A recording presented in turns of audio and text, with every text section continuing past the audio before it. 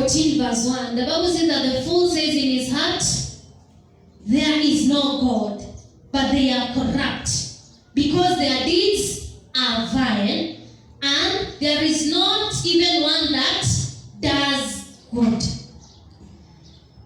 And now, when we began the word session, we read in the book of Proverbs chapter number 13 verse 21, and we said that misfortune pursues a sinner, but the righteous have their reward, and the reward is prosperity. So here, the Bible is telling us that the fool say in their heart that there is no God. Why are they saying that there is no God? Because maybe they have hope in something so that it can happen, but it has not happened. And why has it not happened? Because they are corrupt and their deeds are vile. And so they don't do good. And so that's why they're saying there is no God, because nothing is working for their good. But the Bible says in verse 5 that there they are overwhelmed with dread, disaster, destruction has overwhelmed them. You can imagine when you have victory, you are overwhelmed with joy. But now here the fool are overwhelmed with disaster and destruction.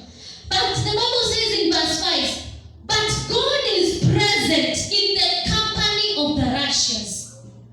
So, this morning, I want to ask you a question. Are you walking rightly with God? Have you set the Lord before you?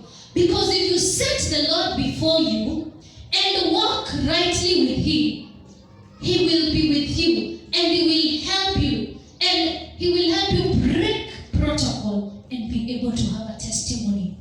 Because everything will work for your good. Because you are a righteous person. But if you are a sinner, the Bible tells us that misfortune will pursue you. And you will be like this fool saying in their heart that there is no God. Why? Because they are corrupt and their deeds are vile. And so dread, destruction overwhelms them. So this morning, walk right with God.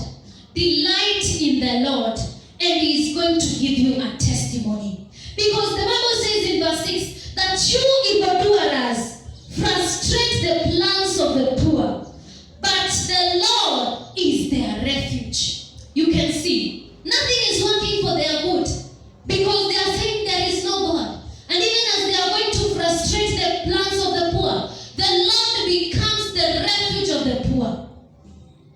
He is our stay. He is our support. He is our rescue. As long as we walk right, learn to walk right. Learn to set the Lord always before you.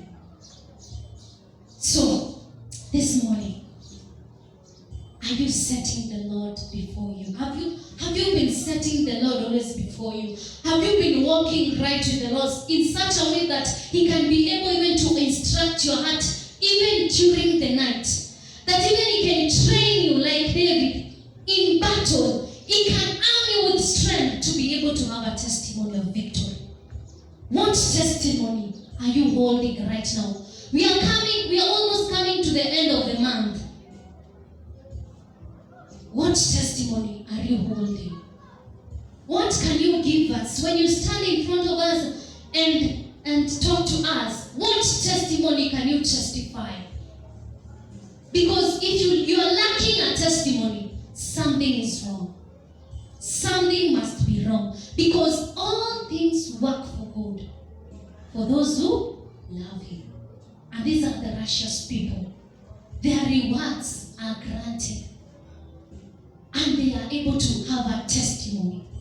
So, this morning, what testimony are you holding? The Lord is going to give you a testimony.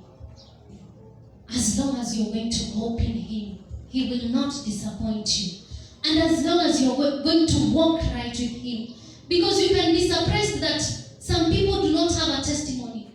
They have just sung with others, our month of testimony, our month of testimony. But what? There is no any testimony. Do not be like this, the fool who says in his heart, there is no God.